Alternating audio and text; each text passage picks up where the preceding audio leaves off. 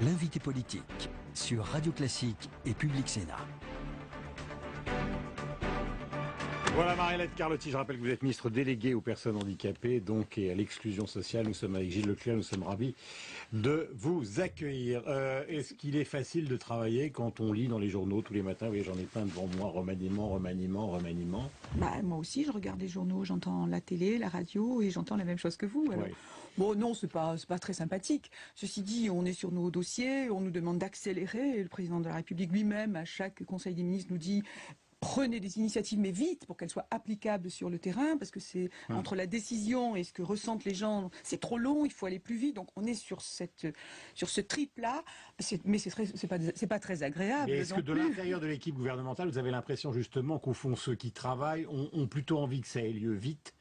Ou au contraire que ça s'effiloche d'ici la fin de la fin de la saison, c'est-à-dire avant l'été. Je peux même pas vous répondre à cette question. Que ça ait lieu vite ou que ça s'effiloche, ça veut donc dire qu'on est déjà en train de se dire qui, c'est toi, on se regarde, on sait pas comme ça. D'abord, ça dépend uniquement du président de la République et nous n'en savons absolument rien. Et vous comprenez bien qu'il va pas, il nous dit pas ça, c'est pas l'objet. Ça sera pas l'objet d'ailleurs de la conférence de presse certainement de cet après-midi. Bon, pour nos équipes, c'est compliqué. Mais nous, entre nous, on en parle, bien sûr. On se regarde les uns les autres, on en parle.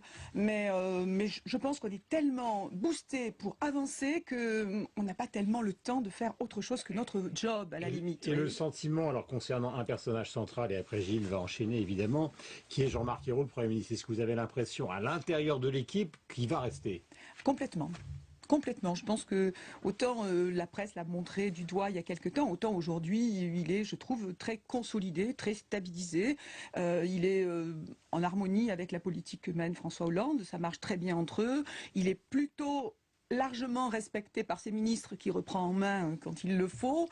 Je trouve qu'il est consolidé dans cette période et je vois pas qui pourrait remplacer ce Premier ministre-là aujourd'hui. Gilles Leclerc, nous sommes donc en direct avec Marie-Hélène Carlotti. Vous venez de dire il y a un instant qu'on vous demandait, que François Hollande vous demandait d'accélérer, de réformer, mais quand on en est en récession et qu'on va forcément faire des économies, je rappelle que vous vous occupez notamment des personnes handicapées, dans votre domaine, est-ce qu'on peut vraiment faire des choses, sachant que peut-être on va désindexer un certain nombre de prestations sociales, peut-être d'ailleurs ce qui touche à votre secteur. Est-ce que vous avez de la marge? Eh bien non, on ne touchera pas à mon secteur. Vous en êtes sûr? Vous en êtes convaincu? Mais non, on touchera d'une manière globale, mais je vais vous donner des exemples concrets. Je pense que réellement, ce gouvernement tient la route sur les déficits, sur faire que la France sorte de la situation économique et financière dans laquelle elle est, qu'on a trouvé. Certes, je ne vais pas parler de l'héritage pendant trop de temps, puisque c'est pas ça, c'est notre responsabilité à terme, là. Mais à côté de ça, tout ce qui est politique de solidarité, accompagnement social, dans la période... Par exemple, l'allocation pour les adultes handicapés, ça représente 8 milliards d'euros. Absolument. Aujourd'hui. Ça, vous nous dites ce matin, on n'y touchera pas. On regarde comment, sur l'allocation adulte handicapé, on peut la modéliser, mais on ne touchera pas à l'allocation adulte handicapé. Au contraire, sur la politique du handicap, d'une manière générale, mon budget a été augmenté de 3,5% l'année dernière. Si chaque ministre dit, moi, on touche rien dans mon domaine, il n'y aura pas d'économie au final. Vous avez complètement raison, on fera tous des efforts dans nos domaines. Mais il y a des secteurs particuliers où on ne peut pas faire d'efforts. Parce que pendant la période de crise, on doit porter une catégorie de la population. C'est comme les plus pauvres et les plus démunis, ceux qui ont été tellement stigmatisés par le gouvernement précédent. Nous avons décidé, c'est pas très populaire, mais ça fait rien, nous avons décidé d'augmenter le RSA au 1er septembre de cette année. Nous avons décidé, c'est pas très populaire, mais ça touchera 700 000 personnes en plus d'augmenter le plafond de la CMU-C. Vous voyez, c'est des coûts, mais c'est des coûts calculés, ciblés, pour faire en sorte qu'au moment où ça va pas bien dans ce pays, on ne laisse pas sur le bas-côté du chemin des populations qui ont besoin, au contraire, de revenir dans le circuit, de retrouver une autonomie financière et une autonomie de vie, quoi, tout simplement. Madame, on va évidemment parler beaucoup d'économie dans la conférence de presse de cet après-midi, mais en tant que spécialiste des questions qui fâchent, abordons l'affaire Cahuzac. Vous appartenez à une équipe qui a été secouée par cette affaire, et tous les matins, on lit dans les journaux qui se prépare, qui prend un local, qui cherche un suppléant, que des sondages ont été commandés. Est-ce que vous imaginez qu'il arrive à l'Assemblée nationale?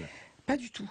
Vraiment, je ne peux pas l'imaginer. Je pense que... Mais vous dites tout ça, mais visiblement, il l'imagine très bien. Lui, il a l'air de l'imaginer très bien. Il est en train de faire campagne. J'apprends qu'il cherche un local de campagne. Bon, voilà, c'est une espèce d'affaire personnelle. J'ai l'impression que c'est une espèce de survie. Vous vous rendez compte de l'image pour la gauche de Cahuzac rentrant à l'Assemblée nationale? Je me rends compte de l'image pour la République d'une manière générale. Effectivement, ils vont vous tomber dessus. Effectivement, pour la gauche, vous disiez tout à l'heure, ça vous a secoué. Oui, ça nous a particulièrement secoué. Parce qu'on n'est pas mieux que les autres en matière de morale. Mais nous, on en fait quelque chose de fondamental. Hein. Ça fait partie un peu de notre identité. Donc ça nous a particulièrement blessés. Est-ce qu'il existe un moyen de l'empêcher? Absolument. Enfin, à part les électeurs. Ce sont les électeurs. Les électeurs doivent choisir. Les électeurs veulent des élus transparents, qui jouent leur rôle d'élus. Ils vont constater d'un côté qu'il a été plutôt un bon maire, qu'il a fait des choses correctes sur le terrain. C'est ce qu'ils disent tous et je crois qu'on ne peut pas le lui contester. Il a été aussi un excellent ministre. Tout le monde le disait, la droite aussi. Et de l'autre côté, ils vont constater qu'il a menti, qu'il a placé de l'argent, qu'il a triché, qu'il a... Donc il va revenir. Et donc les électeurs vont faire un choix. C'est comme ça la démocratie. Qu'est-ce que vous voulez que j'y fasse? Les électeurs vont faire un choix.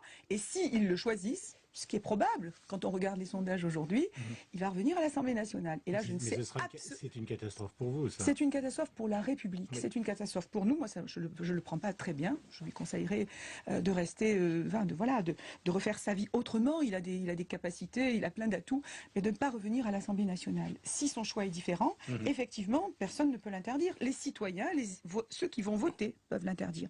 Après, à l'Assemblée nationale, il va falloir gérer son arrivée. Et ça sera un problème collectif de l'ensemble de la droite comme de la gauche de voir arriver Jérôme Cahuzac sur les bancs. D'ailleurs, sur quel banc va-t-il s'asseoir ?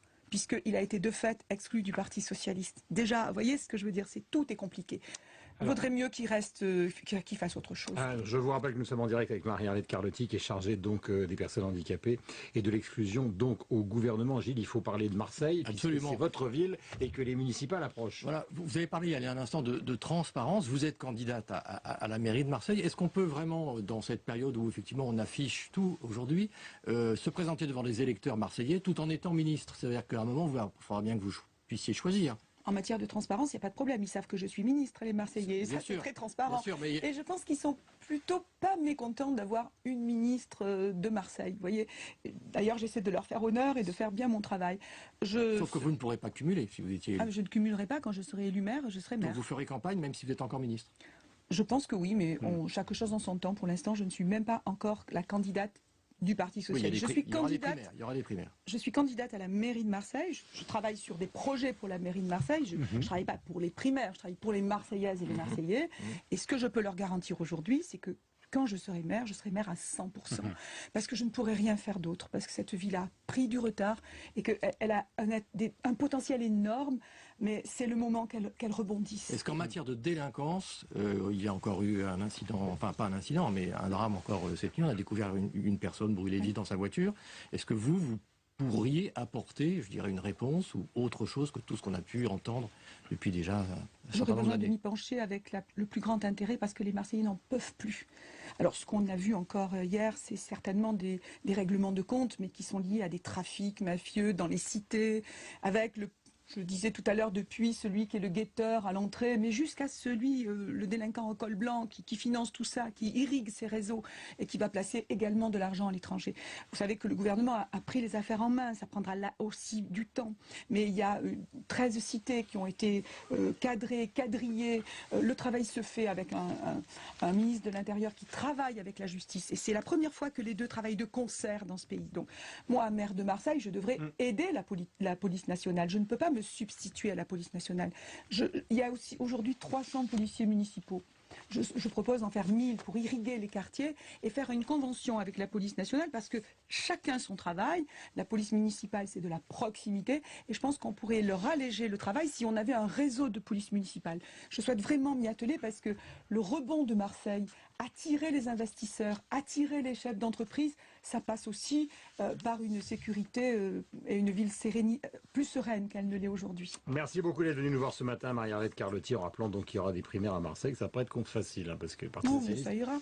Dans le genre organisation de primaires, c'est quand même un peu particulier. Gilles, merci. On se retrouve évidemment demain. Bonne journée à vous, madame. Bonne journée à vous. Et évidemment, conférence de presse, on en parlera abondamment demain avec Gilles, avec nos invités, puisque nous recevrons Alain Juppé et nous recevrons Vincent Payon. C'est dans un instant le rappel des titres, puis la revue de presse dans son intégralité de Renaud Blanc. Grand-père, ça veut dire quoi ce...